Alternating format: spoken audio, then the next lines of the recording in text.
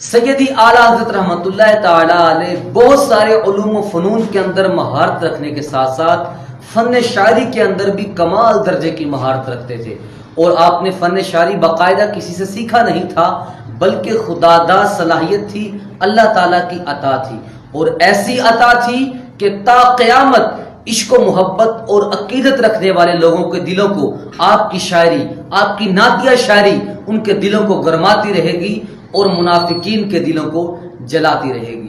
شاعری سے واقفیت رکھنے والے لوگ اس بات سے بخوبی واقف ہیں، وہ جانتے ہیں اس بات کو کہ شاعری کے مخصوص اوزان ہیں، مخصوص بہور ہیں، مخصوص بہریں ہیں۔ آپ جو بھی کلام لکھتے ہیں، بھلے نعتیہ ہو، بھلے غزل ہو، بھلے قصیدہ ہو، کچھ بھی ہو، آپ پہ کلام کا کسی نہ کسی بحر پر، کسی نہ کسی وزن کے اوپر پورا اترنا، پورا آنا، اس کے ہم وزن ہونا ضروری ہے۔ ایک مثال دوں گا،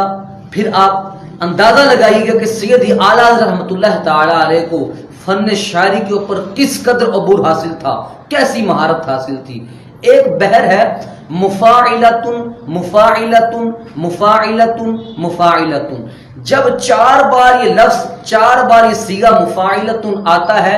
تب وہ ایک مصرع بنتا ہے۔ اور اردو دان لکھتے ہیں، اردو ادب لکھنے والوں نے اس بات کو لکھا ہے کہ عرب کے اندر عربی کلام ملتا ہے اور فارسی کلام اس بحر کے اوپر ملتا ہے، لیکن سیدی اعلیٰ حضرت رحمۃ اللہ تعالی علیہ سے پہلے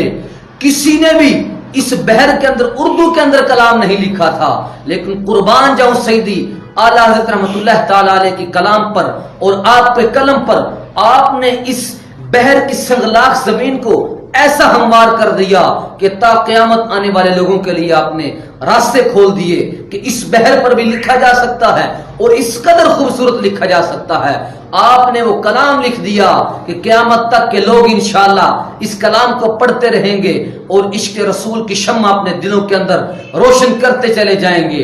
مفاعلتن مفاعلتن مفاعلتن مفاعلتن، زمین و زمان تمہارے لیے، مکین و مکان تمہارے لیے، چنین و چنا تمہارے لیے، بنے دو جہاں تمہارے لیے، دہن میں زباں تمہارے لیے، بدن میں ہے جاں تمہارے لیے، ہمارے یہاں تمہارے لیے، اٹھے بھی وہاں تمہارے لیے، تمہاری چمک، تمہاری دمک، تمہاری مہک، تمہاری جھلک، زمین و فلک، سیما کو سمک میں سکہ نشان تمہارے لیے، جنا میں چمن، چمن میں سمن، سمن میں پھبن، پھبن میں دلہن، سزائے مہن پہ ایسے مہن، یہ امن و امان تمہارے لیے۔ مفاعلتن مفاعلتن مفاعلتن مفاعلتن، تو ایسی رب تبارک و تعالیٰ نے آپ کو فن شاعری کے اندر مہارت دی تھی، اور آپ ایک جگہ خود اظہار فرماتے ہیں اس بات کا کہ یہی کہتی ہے بلبل باغ جینا